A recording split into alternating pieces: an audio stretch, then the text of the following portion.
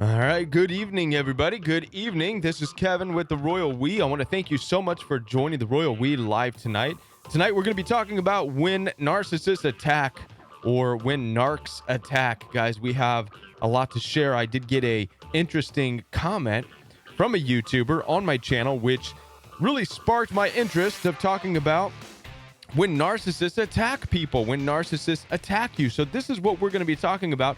I'm going to read the comment to you, and we're going to go over some of the typical things that abusive narcissists say to you and say to people when they are in their attack mode. And we're going to talk a little bit about the intentions behind what they're saying and why they're saying it. And I'm very interested to hear your guys' comments about it. So like always, the telephone number is up and running. You are welcome to call in at any time. Your phone calls are live. So I'm going to wait just a second before we start talking about when narcissists attack. I'm going to wait just a few minutes to allow people to sign on and say hi to everybody. Hi there. How are you guys? Hi, Annette. How are you? Hi, Truly Online. Narcs love seeds. They live for the attack. Yes, they do. And Chris, what's up, man? Dan, how you doing, man? Melly, Steven. Guys, when I share with you the comment, it is quite interesting. And you know what? It doesn't even bother me anymore. I got a call from Quebec, guys. I've got to take this one because this is a long-distance phone call. So I'm going to interrupt the intro and take this call from Quebec. You're live on the Royal We. How are you?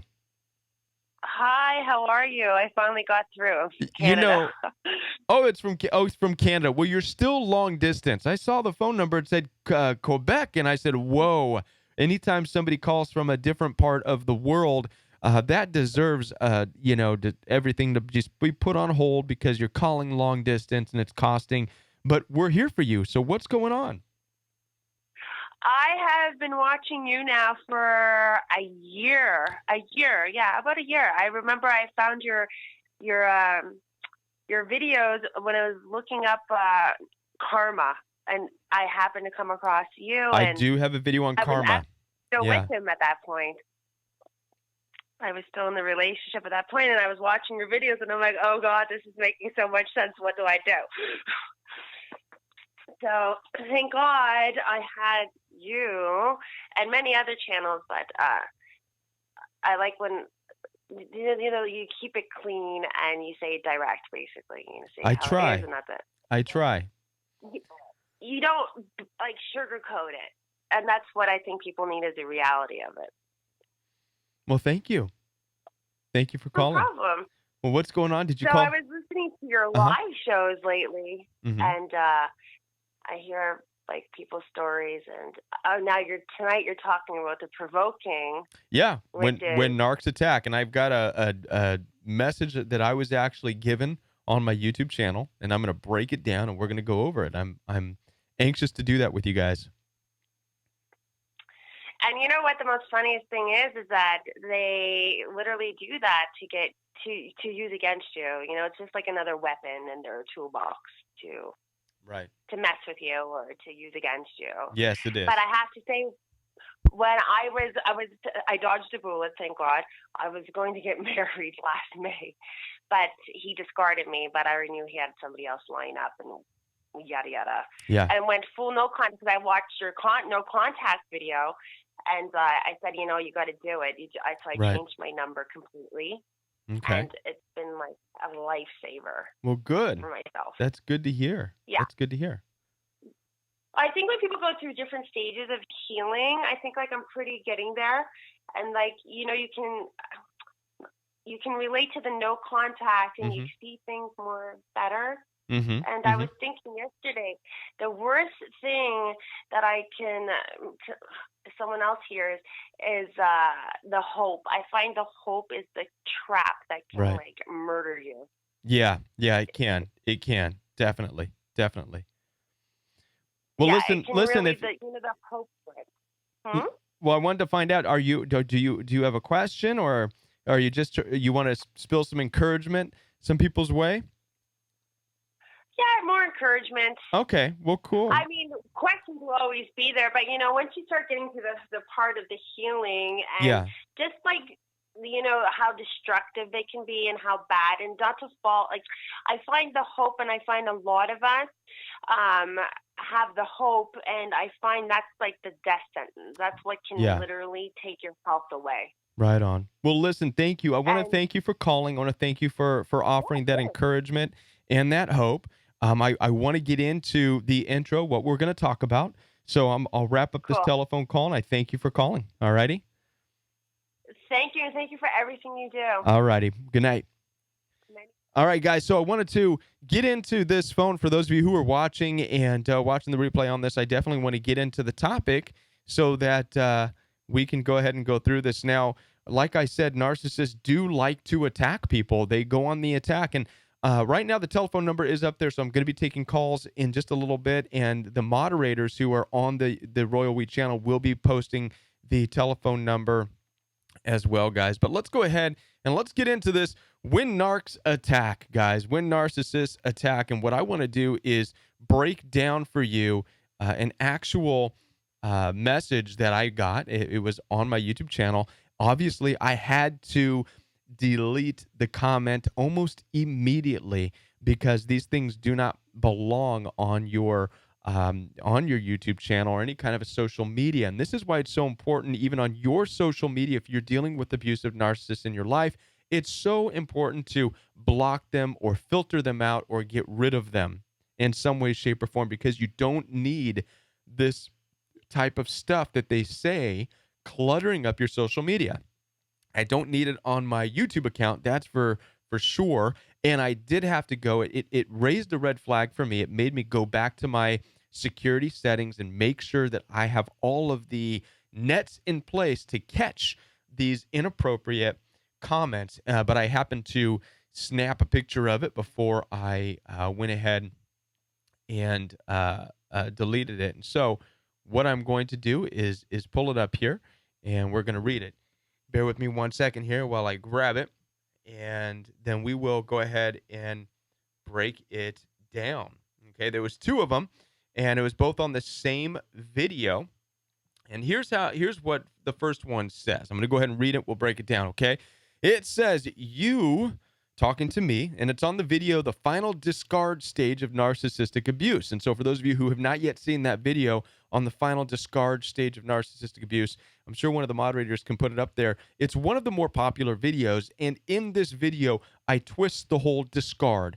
I allow you the opportunity to view the discard as something that comes from you, not the abusive narcissist. A narcissist like to play games. They push you away, hoover you back. Push you away, hoover you back. Push you away, hoover you back. And so it's important to understand that the true discard of a relationship is when you say, I'm done. Don't contact me. I'm out. I don't want to have anything to do with you anymore. I'm done. And you move on. And so that's the purpose of that video. Here's the comment that I just got yesterday. It says, I'm going to read this to you. Here he goes, guys. It's painful. Here we go. You are a selfish person, clearly, as you keep saying the word narcissist, which isn't a thing. And if you weren't selfish, you'd be smarter and you'd know that. So laugh out loud, out loud, out loud. Like, seriously, effing, and it doesn't just say effing, it spells the word out, the F-U-C-K-I-N-G, beep, effing, kill yourself so we can go on and have a more prosperous and happy life for real.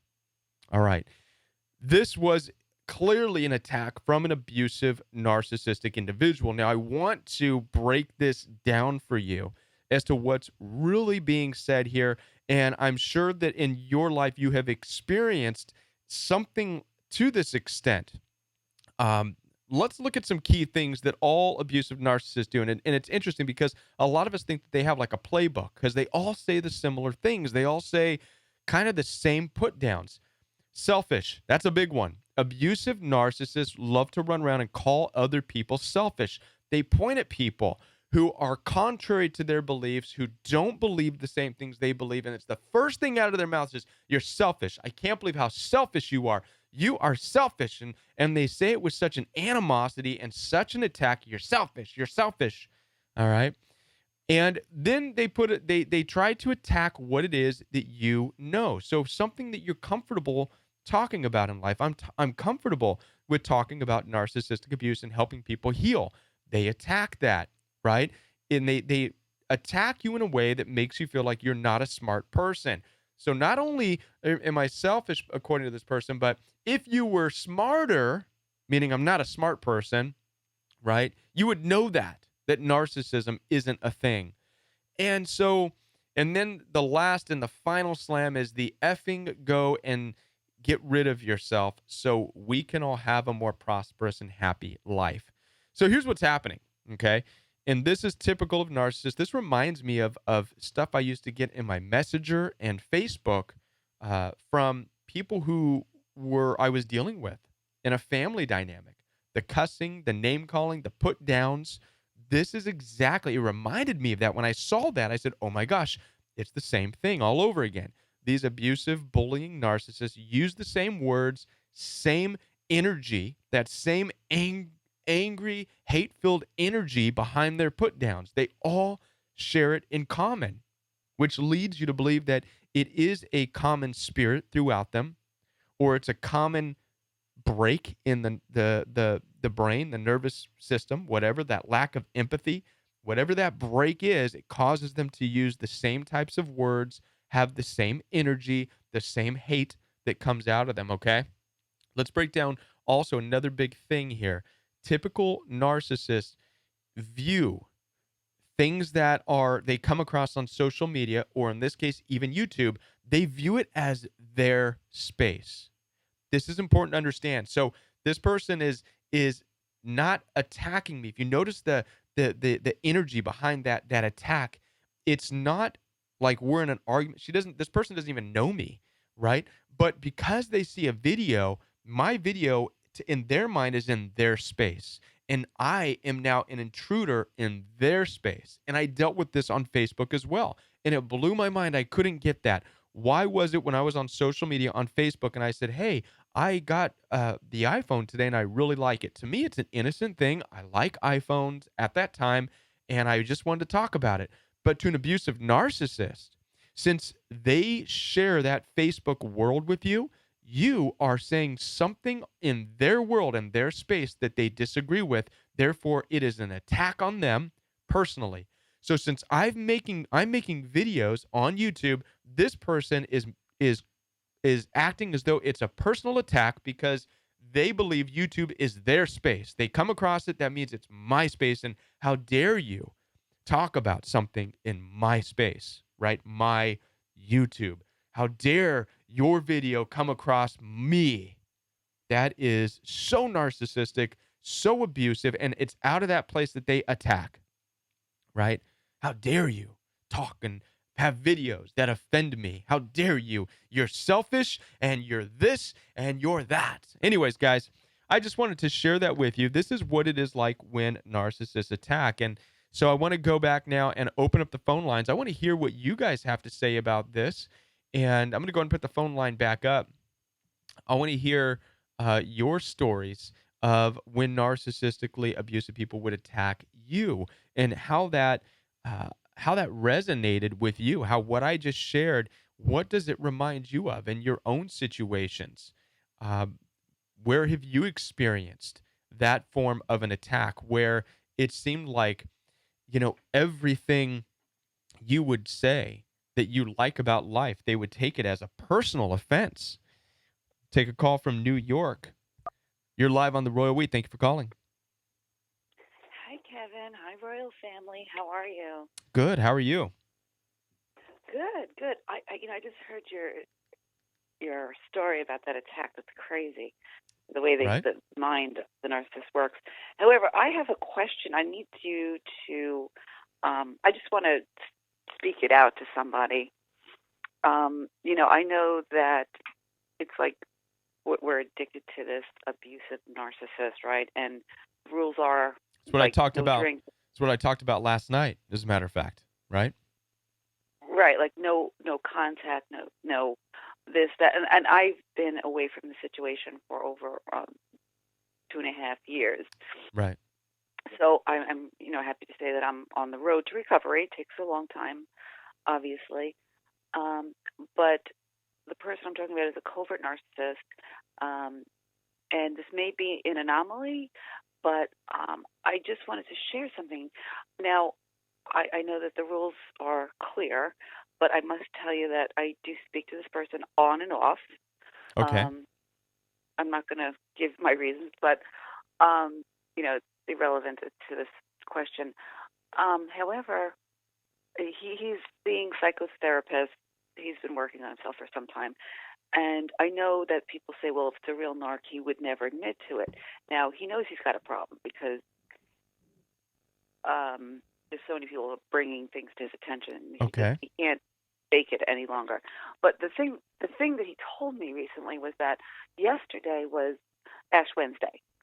And he said he passed somebody on the street who had the ashes, and he thought, oh, my God, what's wrong with them? He didn't realize it was Ash Wednesday. And he thought to himself, they should put a mask on their face. And as he's walking, he's like, well, if I had a mask, I'd put a, celebrity face on, or this, or president. And then he got to the end of the corner, and he said, wait a minute. This is what he told me. I've been wearing masks all my life. Okay. And it kind of blew me away. It just blew me away that he would acknowledge the fact that he knows that he is faking his life. Yeah. It doesn't, but it doesn't matter. It's, and I get what you're saying, right? But it doesn't make it any better. Okay. I've come across on social media. I've had a lot of people who would, people that I would know on social media, especially the more overt, right? When we talk about overt narcissistic abuse, these are the people who are okay, or they become okay with wearing their abusive, bullying behavior on the outside. And it wouldn't be uncommon for me to hear one of them say, I am an a-hole. It's my number one quality. And sometimes narcissists grow into that image and they start to be okay with it. So be careful of that, because what they're telling you is, I wear masks. This is who I am. And I'm going to start being comfortable with that. Okay. It doesn't make it any right, and it's not going to make the relationship any easier. And obviously, I do have questions as to why you're still in touch with this person, because it's not going to change the dynamic of the relationship. His acknowledgement of it is not going to make the relationship any better. They can self-proclaim themselves to be a-holes, and they can walk around and say, I'm not that smart even, or they can walk around and say whatever, but it's not going to change the dynamic of the relationship. They're still going to up and do hurtful things and say hurtful things, and that probably will never stop. But if someone wants to change, they can't change who they are. Right. But if they're trying to change their behaviors, is there any way that you can modify? Like, because he's getting up there in his age, and a lot of things happen with his children, and he's got terrible relationships, and I guess he feels he's going to be alone. And there's a reason why, but there's a reason why he has terrible relationships. Right. Okay. I mean, you're not making a good case for this guy. I know what you're doing. You're an empath, and you are trying to fight and say, well, can I fix it? Can I change it? Can I see the best in him? Can I? At what cost? I mean, I could sit here and tell you, yeah, okay, be good, but at what cost? It might cost you your life. It might cost you everything if you're willing to go down that path, right? This is a very personal decision. They can be real good, especially when they start to feel like maybe they're losing something. They can be real good at starting to put on that whole, well, they'll blame things. Well, I did drugs. I've heard that too. Man, drugs messed me up when I was younger. I've been on drugs. I've heard this from older narcissistically abusive people. It's all the drugs I did. As if that's some kind of excuse. It's not. That's not an excuse to bully people and to harass people and to put people down and to yell and to snap and to scream. And I've heard other people say, well, I was just raised in a rough environment. That's not an excuse, right? And so what you have to do is make the decision. Are you going to be okay living a life with that? If you're watching videos like this, like mine, and if you're calling in, that tells me you're not okay with it. But what you're thinking is that it will change. And I'm here to tell you right now, and this whole community will tell you that it will not change. You will not change him. You will not change the situation. I'm not trying to, said, I'm not your savior. There's no way. I said, only I could save myself and only you could save yourself. That's it. You know, That's it. and there's no relationship as far as anything. It's just, I don't know. It just caught me like, wow, someone admitted that they're wearing finally that, Sure. they're so gross inside and they can't look in the mirror anymore, and they just feel like I can't live this way. It's too much. Yeah. Is there a point where they just break and say, I can't do this anymore? Every day of their life, probably, but then they go right back to doing it. Eventually. Yeah, I mean, most of them they'll go and they'll probably, a lot of them, not it's not the rule, but it's most of them do many things to cope with the reality of how they view the world. So many abusive narcissists are in constantly in different relationships and have multiple partners. This is why they constantly need supply, is because of the fact that they are coping with what they do and who they are. All right. Basically, I'm just a supply for him. You are just a supply. That's it. And that's why he'll never change. Okay. And that's what you have to decide if you're okay with that, because it will not change. They can make all the promises and stuff like that, but it's not going to change. Right. And especially since you already entered the relationship with one form of dynamic, it's not going to change. Yeah, no, I hear that. But it's a matter of me just saying, all right, I can't help you. You need to just do this on your own, and whatever happens, God bless. Right? Right. All right. I just wanted to share that. Okay, thanks, Kevin. All righty. Have a good night. You have a great night. Bye. Bye. It's never easy talking to somebody on the phone and telling them, because I know that you're an empath. I know that you want to see the best and you want to be a part and you want to, but they're admitting this and they're talking about it. Okay, I get it. But the reality is that this is all about helping you and you developing boundaries. We can't get caught up with all this excitement like, oh my gosh, they're changing before my eyes because they admit now that they're bad people. And so, okay, everything's going to change. No, that doesn't mean that it's going to change. That just means that they're growing in and they're still going to treat you the same. Right? The only thing that's going to stop abusive narcissists from treating you a certain way is when you get out, when you say no more, when you place boundaries around yourself, and when you don't buy into the hoovering attempt, the dragging you back in. And it could be good. They could start going to counseling and church and this and that, but you ought to know, based on how they've treated you in the past, that they set up the dynamic of the relationship. And all that's going to happen is if they're able to pull you back in with their sob story or their admitting story, then they're going to figure out what works after abusing somebody. They're going to develop this mentality, because narcissists, they suffer from arrested development. So it's like they're picking things up as little kids do in a way. So what they're doing is learning, okay, I can abuse and push the limits and provoke and fight. And then I can turn around and say, oh, I messed up and I wear so many masks now. And I really need help. And they learn that gets them back in. That's classic hoovering right there.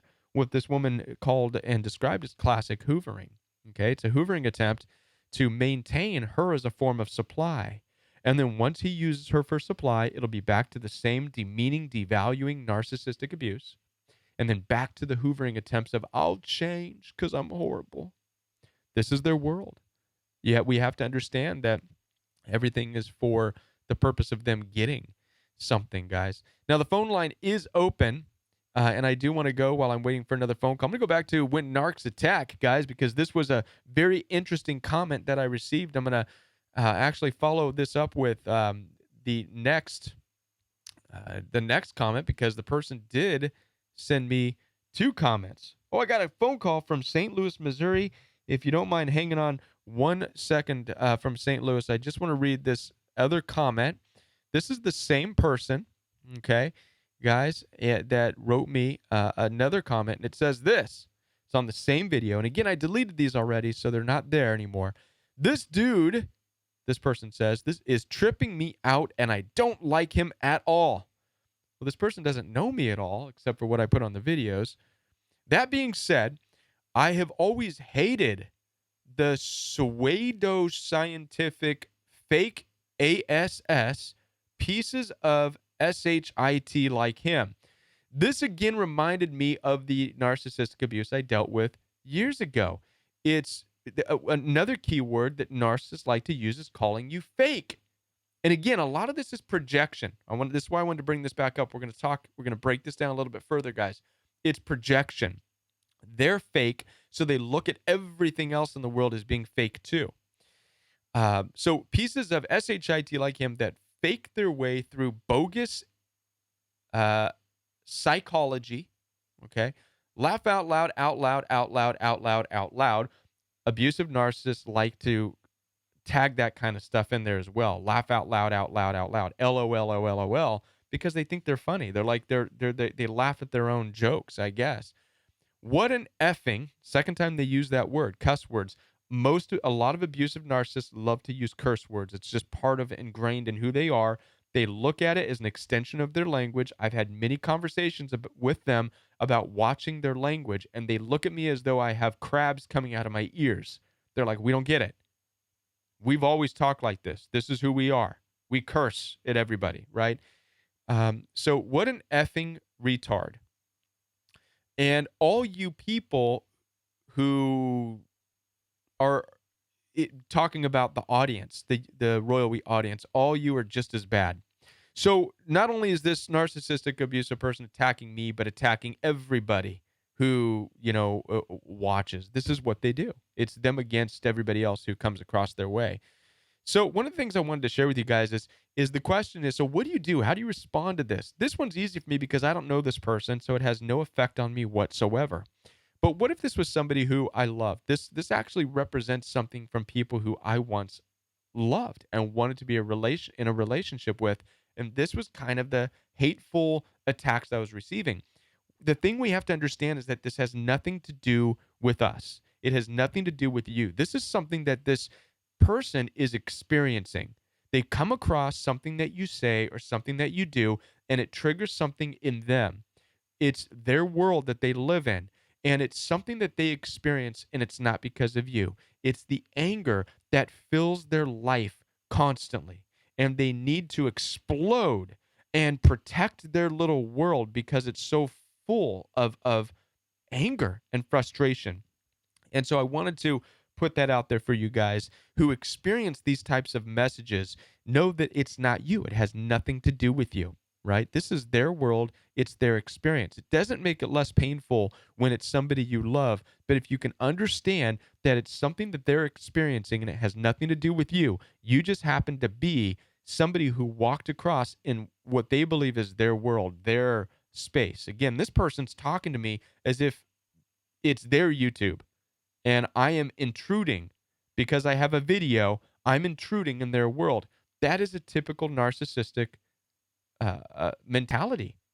This is why on Facebook, on Twitter, they attack you, right? For anything you like, anything you say, they attack you because to them, you're intruding in their space. Interesting, huh? Very interesting. So I'm going to go ahead and take this call from Missouri. Thank you for calling. You're live on the Royal We. Hey, how's it going? Wow, this is amazing. I want to thank you, actually, sir. You've actually helped me get through a really rough time in my life, so I do appreciate it very much, sir. Thank you. I appreciate that. Thank you for calling. Yeah.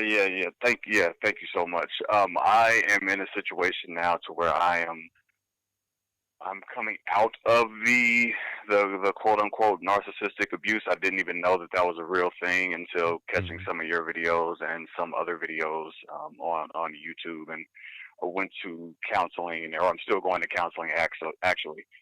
But I'm in a situation now to where the narcissist in my life is actually my kid's mom, and we were married. Actually, we're still married. For 10 years. Together for 12, married for 10. Okay. And it's, I will definitely spare you the details and everything, but, okay, so she's in a situation now to where we were together for that long, and then she jumped to another guy after, I want a separation, that it's not working, and then she immediately got into another relationship, and I was just completely lost. Like, I don't even know how that's possible after 10 years of being married. Now you're with this other guy, They and move now, fast. They move very yeah, fast, man. This is it, where it, it this is where you learn that it's supply. This is where you start to understand the need that narcissists have for supply. It's somebody to fill that void. It's that new shiny toy. It's what takes them away. It's something new. Love is not the main focus. Love is something that's used by abusive narcissists just to say they want a new toy. It's kind of like I use this analogy like with children. I have some kids, and you have kids, correct? correct. So before typically when they're small, around 5 or so, when they see a toy that they like, it's, oh, but I love it. I love it. But I love it. I want that. I want, they associate love, but what they're really saying is I want that because it's gonna make me feel good in the moment. And then weeks or a month go by and they don't even play with the thing anymore, right? It ends up in a Right. box somewhere. And abusive narcissists unfortunately suffer from what's called arrested development, where emotionally, in certain ways, they're stuck at that age where they objectify people and they use them in the same way. So you become very expendable, kind of like that toy. When you're no longer functioning properly according to a narcissist, which means you're broken or you become a defective toy, and or defective in some way, shape, or form, they simply box you and find something new in that same And childish way. and that's essentially that's so crazy. That's essentially what happened. It all really kicked off when I lost my job, and then right after that, like I had family members and they were sick, and then my mom was sick, and then my mom passed away, my grandmother passed away, my uncle passed away. Not in that order, but that's how it's Right. coming up to me. And then all of a sudden, and by the way, I want a separation. Oh yeah, and by the way, a while back, I went to go see my ex-boyfriend. This, that, or the third, and I it took me a while to understand that some of the things that you're saying, because I kept saying that to my counselor as far as I don't get it. Like, how can a person do this? He kept telling me, the relationship's not real, and whatever, whatever. The thing that I'm struggling with now, and the reason why I called now, is because even though there was an attempt, a very a great, not an attempt, it was successfully completed to basically force me out of the house. So now I'm out of the house. It's been a year. We're still married. The guy is living in my house. My kids are waking up with this guy. I get my kids half the time. She gets them the other half the time. But there still seems to be this pull, almost like she still needs to cuss me out. If there's some sort of disagreement, she has to cuss me out, and just call me the most hateful names and everything imaginable. Right. But Right. still needs to like have me there. And it's like, why do you you already pushed me away? Why are you still like reaching out and trying to make contact? And I'm trying to move on and distance myself as much as I can, even though we have kids. Right. Like, why? Like, I don't understand that Sure. mindset. Well, again, it's hard to fathom and understand an undeveloped mindset when it comes to these things. I'm going to go back to the 5-year-old because I've actually experienced this with children. Okay, so a toy. Let's go back to the toy example. They love a Mm. toy. They get a toy. The toy is defective. They throw the toy or put it away. But if you as a parent were to go and get that toy and say, you know what, I'm going to take this toy and I'm going to take it away from you because you don't play with it anymore. What are they going to do? Mm. No, Throw a that's fit. mine. It's Yeah. mine. Don't Yeah. take it. Even though they've thrown it up against the wall a bunch of times out of, because it didn't work right or whatever, they still don't want it to go anywhere because they want possession over it. Narcissistically abusive people, it's the same thing. Again, you've got to understand that these people's minds do suffer from what's called arrested development. So emotionally, they're no more older than a 12-year-old. Yes, they can have great conversations. Yes, they can put on a lot of them are in great high places, but you will see it come out of them in these instances that you're talking about, where they treat you like they don't like you, they don't want you, they don't love you, but they don't want you to go anywhere because you belong to them, not because they love you, not because They want you not because you're the greatest, newest thing in their world anymore, but because they want to have a feeling of possession. They want some ownership over you. It's control. This plays into the controlling aspect of abusive narcissists. And the more you stand up and say, no, you're not in control, they throw fits, they fight, and they get mad, and they do their temper tantrums, right? I know it's hard. It's hard because you have children, so it's hard to flip that and say, oh my gosh, that's exactly what it is because it's the person you were married to, but it is what it is. Yeah. Okay, just one more thing. I know your lines are probably blowing up. I don't want to take all of your time. I just have one more like question, kind of statement that I'm dealing with the whole entire thing. Okay. Not only is it I don't want you, I want you, I don't want you, I want you, whatever that is, but the just like my counselor let me know that I essentially was in a trance for the entire relationship, the majority of the relationship. I thought that it was more centered around love, but it was this other weird thing that whatever that is. So again, now I'm seeing. I saw it then, but I thought I was separate from it. The lies and the manipulation. She literally lies more than anybody I've ever met before in my life, and it's not even close. And manipulates people and changes the way that they think and the way that they look at her to almost put her up on a pedestal. Oh my God, I can't believe that he would ever do such a thing. Oh, that's that sort of deal. And now I'm seeing it. I can even tell, like, because she'll say something. Well, I'm doing this for you because of X, Y, and Z. Like, I know that you're not doing that for me. There's some other motive behind it. You're trying to make sure that you get over on something, but it's constantly happening, and I just have to like sit back and I can't say anything about it because then she'll flip out, Right. and I can't like tell anybody about it, and it's driving me nuts because like that whole circle, her whole family now looks at me like I'm some crazy guy, but she's just like feeding them these manipulations, and then she's lying to my kids and manipulating my kids. Like, how do you, like, I feel like I'm going crazy sometimes. How do you Right. deal with that when you know someone, like they're just talking to you, you know that they're lying. But if you say that they're lying, then they flip out on you. So you don't say that they're Right. lying, but you know that they're lying. Like, how do you deal with that? You cannot deal with it. You can't beat that. Okay. This is something that we have to, to understand is that because of their ability to go that route and to do these things and to say these things and to say these lies, you can't beat that. You can't outlie a narc because you can't. It becomes very difficult. Really, the only thing that beats it is the truth. Okay, but the truth has to reveal itself in time. It's not something that you can go and you can hit her with the truth.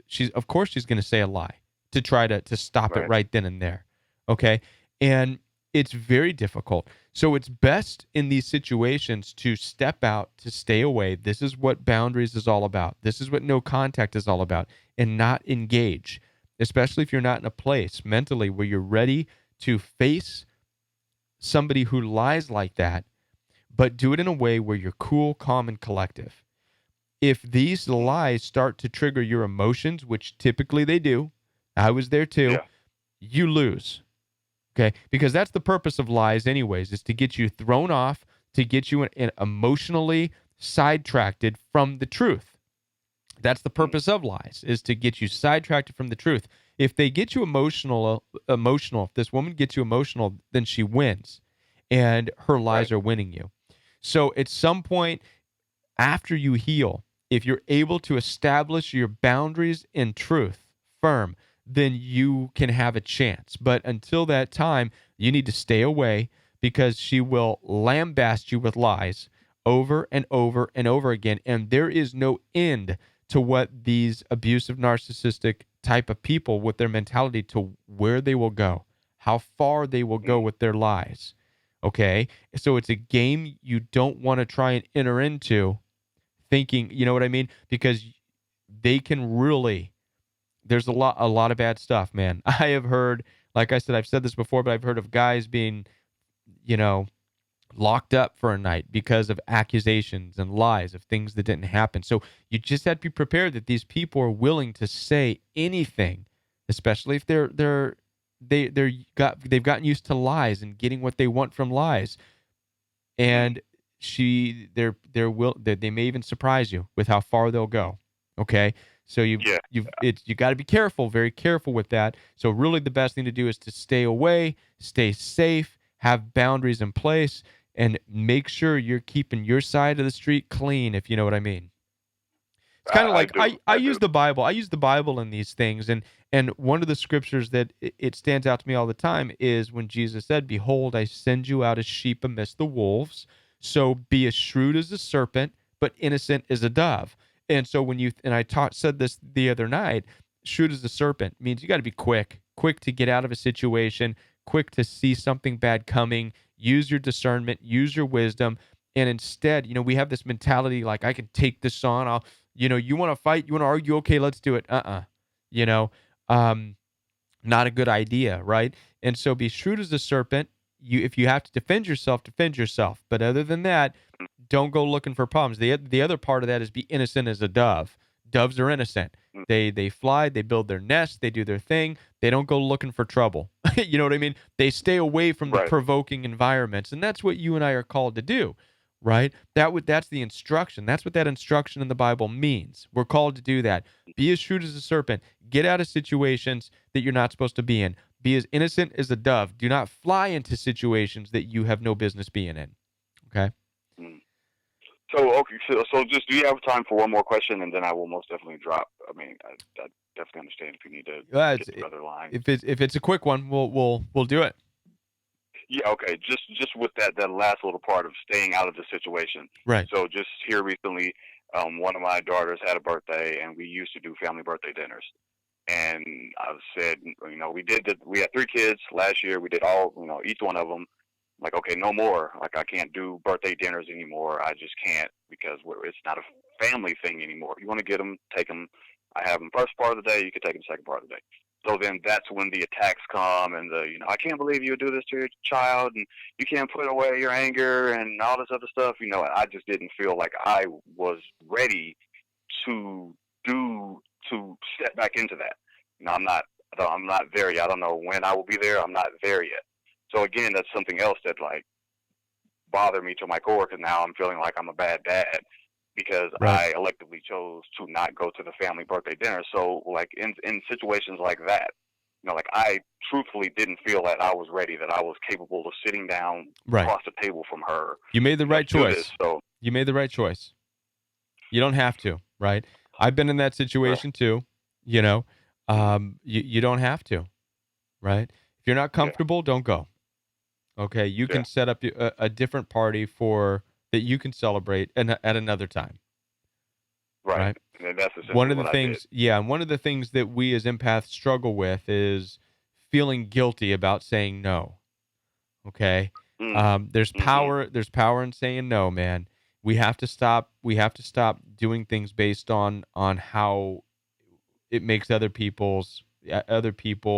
Obviously, we're not trying to hurt other people, but we can't be enslaved by what other people think of us, right?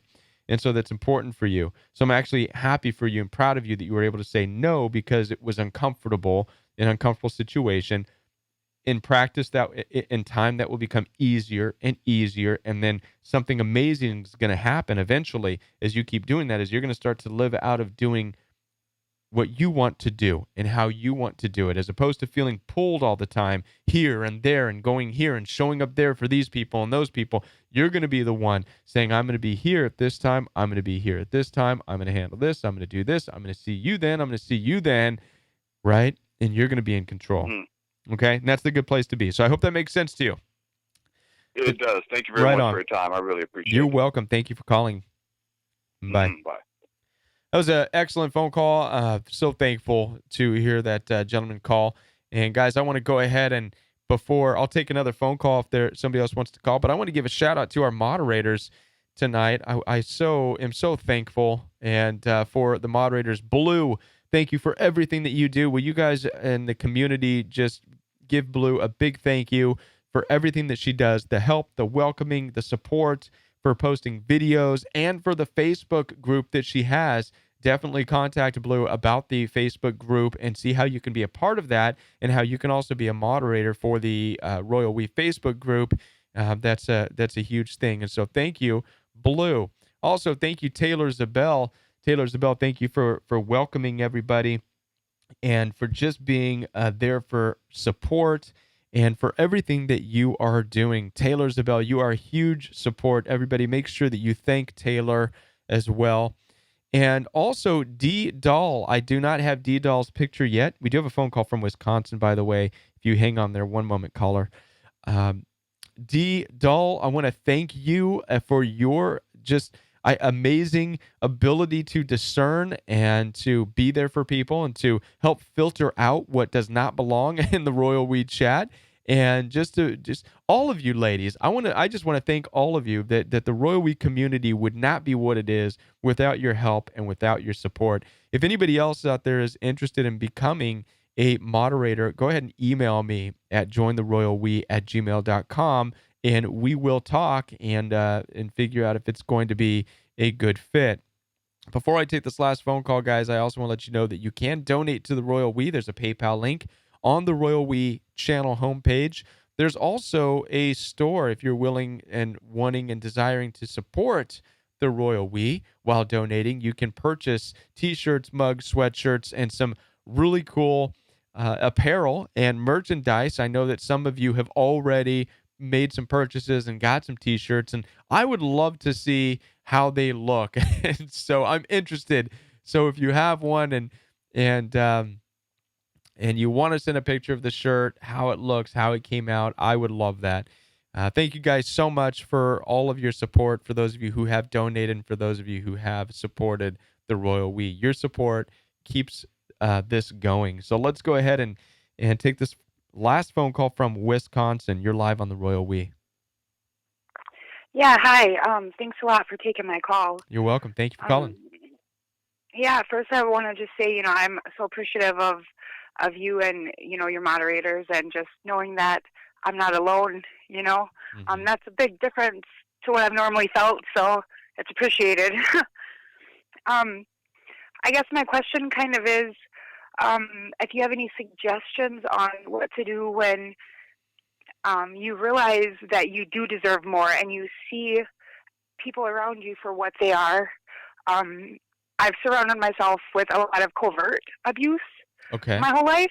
And I was raised in church, and so I didn't think my family was like that, and I was taught to be a witness to everyone, but don't befriend anyone because they're all going to go to hell, So I'm realizing how alone I am, and I understand that these aren't the people I want. So I've pushed everyone away, but I have CPTSD from abuse, from psychological warfare, kind of, in my house, and so I have triggers constantly, and I have boundary problems. So I'm finding it hard to make friends. And I know, we have to be okay with ourselves, but everyone deserves somebody. You know what I mean? Yeah, so I guess if you have any suggestions on how to get my natural actions to resonate with my thinking. You've actually, no, absolutely. You've actually brought up a question of something I'm going to be working on a video on this weekend, and it's going to be called, it's going to be on the topic. I don't know what it's going to be called yet, but it's going to be on the topic of being alone. Okay. And there is an aspect of coming out of narcissistic abuse, no matter how long you've dealt with it throughout your life. There's an aspect of it that really shows us how alone we are. Okay. And it hurts and it's painful. And it's something that we all, are going to wrestle with, because we realize that the world is not what we thought, right? What we thought it was. Exactly. Right. You know where I'm going? We look around and it's like we're like, where are we? We're naive, yeah. And anything can happen to any one of us at any given time. And, and again, I know that I like to resort to Bible references because there's a great insight in ancient ideas and theologies there that we need to pay attention to from what these ancient people were telling us. And one of them was Jesus himself was explaining how he had nothing really with the world. He had the disciples who he chose, but he often made comments saying that the Son of Man, talking about himself, didn't have a home, didn't have a bed, didn't have a place to rest his head. He said even the birds have nests, and even this, but I have nowhere to go. Right? He was a wanderer. Right. He was a wanderer, and he did what he was called to do. And so it's a very profound way to look at things. There's a strong message behind that. I'm going to get more Yeah, into that with the video on Alone. I get that though. It's like everything's black and white, but you're living in a gray area. Because like God, he was very holy, but he surrounded himself with everyday people that that and were nothing like him. and he had no part with them, right? And so that's Right. why he had no part with them. And so he couldn't even live like people lived, right? Right. He wasn't into He had to buying hold himself different. he wasn't into buying houses and buying cars and expensive outfits, and he wasn't a part of the world. He was in the world, but not of the world. And so there's an aspect coming out of narcissistic abuse. There's an aspect of taking that red pill. There's an aspect of waking up that says, oh my Yeah. gosh, I have been a part of something that now that it's being ripped away from me, I've never felt so alone before. It's Right. hurtful. It's Well, painful. It causes CPTSD. It causes anxiety. But there's a lot of things that are going to be wrestled out in time that we will wrestle. We'll wrestle these things out, right? oh And yeah, and like and I've the one had thing I've too, I want to add to that before I stop talking about this is to know that it's important to understand that in the ancient theology it says this that that God knows your needs even better than you do and will provide for them. So, with everything that I just said, there's an aspect of trust, not trust. Again, it's a different word. Trust isn't the right word, but of knowing that your needs will be met, not necessarily your wants, because we all want that perfect right. relationship. We all want that warm body to squeeze onto. We all Well, want that and group of on a bad friends. day, Yeah, we all on a want. bad day, it's easy to tell myself, it's either be abused or be alone because that's all. Right. But that's all I just have now because that's all I've allowed myself. So I understand fundamentally that I have to get my life healthy, so I can attract healthy things. It's just hard, on a day in and day out for, Right. my first instinct is just to, open the door or start making excuses in my head for people that I know are abusing me. Exactly. And you don't want to do that, As hun. I'm You don't want to do right. that. Listen, your needs, you have to know that your needs will be met. It doesn't mean that what you want, your wants and your desires are going to have to shift over time. You're going to have to heal. Be okay with being alone, all right? And Well, in your aloneness, and know that your needs are going to be met. yeah, I'd You'll be rather be alone surprised. the rest of my life if I have Yes. to. I'm as soon as I realized, it took 2 YouTube videos and I was on the edge of my bed crying with like 32 years of understanding and validation and Right. closure and Right. it all clicked and I practiced mindfulness, and in a second like I saw how beautiful each one of us are just to be ourselves.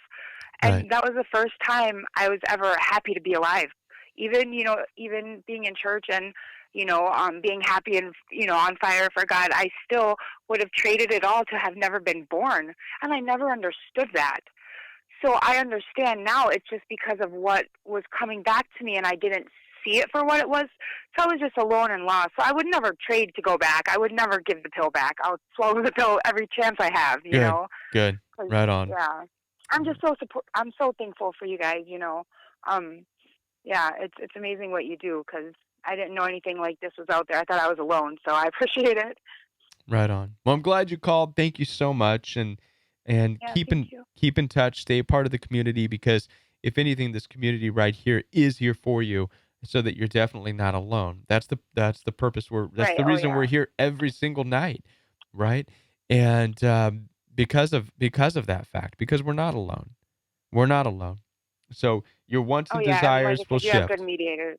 Yeah. or moderators. Yeah. Yes, I know. I'm blessed, right? And Yeah. they, they have been just provided, right? So again, your needs will be met. Know that. Believe that. Okay. And everything else, we've got to learn to disassociate from, disengage with, because everything else is Right. very temperamental, very temporary, right? Right. Yeah. Right For on. sure. Well, thank you for calling me. I appreciate it. All right. Thank you. All right. Have a good night. Bye. All right, guys, we're going to go ahead and wrap it up because it's been an hour long. My goodness, these shows have been going an hour long lately. I hope that you guys are okay with that. You guys are troopers. I know that we start to lose some people later on, but I want to thank you guys for sticking with me. I want to thank the moderators once again, guys. You guys are a huge help. I want to just thank the whole Royal We community. We'll be back tomorrow night, Friday night, 10 o'clock p.m. Central Standard Time. Same place, same time, and it will be the last night before the weekend. We'll take the weekend off, and then we will come back Monday at 10 o'clock p.m. Central Standard Time. So I hope to see all of you here tomorrow night, 10 o'clock p.m. Central Standard Time, guys, right here on the Royal We. Thank you very much for being here, and have a great night, guys. All right.